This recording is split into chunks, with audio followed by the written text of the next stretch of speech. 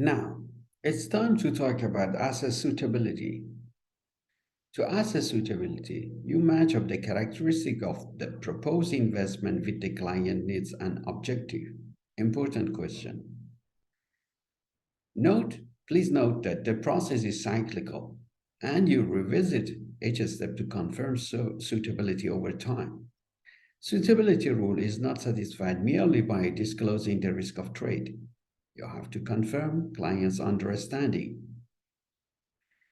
Now, there is a thing that you should pay attention to before establishing the client profile, risk profile. There are two main criteria. One, the client risk tolerance, the client risk capacity.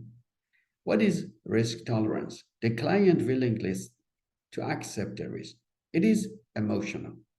Second one, risk capacity, the client ability to endure potential financial loss. So it is financial. Risk tolerance and risk capacity are separate consideration.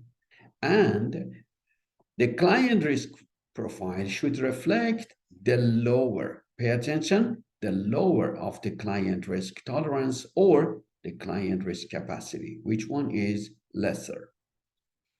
Now, assessing a client risk capacity requires you to have an understanding about client personal and financial circumstances, investment needs, objective, and other criteria.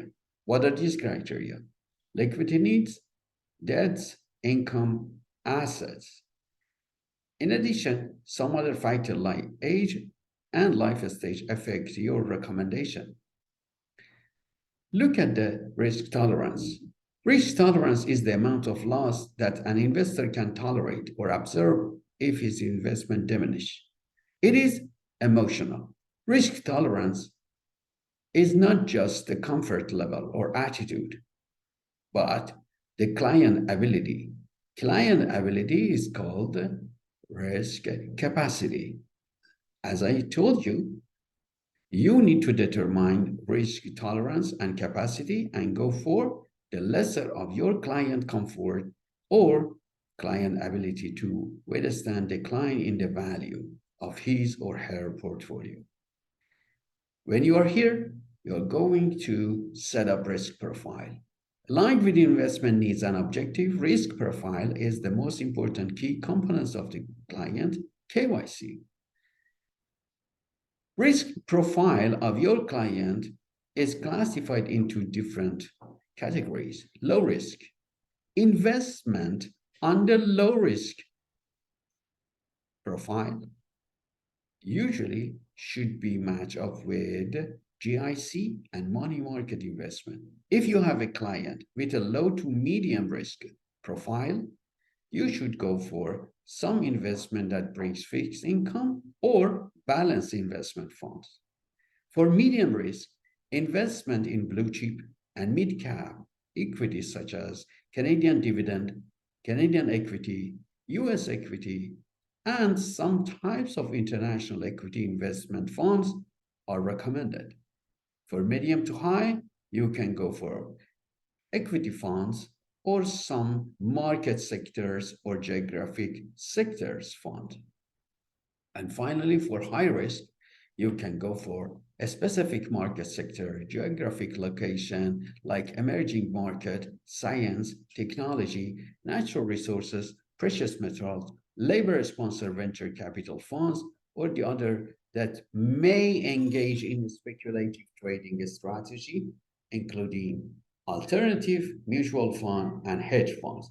But usually, hedge funds or the pool funds are something that we recommend for very high risk profile clients. Why is risk profile so important? It is a common question in the exam. One of the most common clients complaint is assessment of client risk tolerance was incorrect. They say that the client, say that the risk tolerance was estimated higher than what actually I had the risk level. So you have to define an accurate and precise form of risk profile. Investment objective. Investment objective is a part of KYC. As you see, it is a KYC form.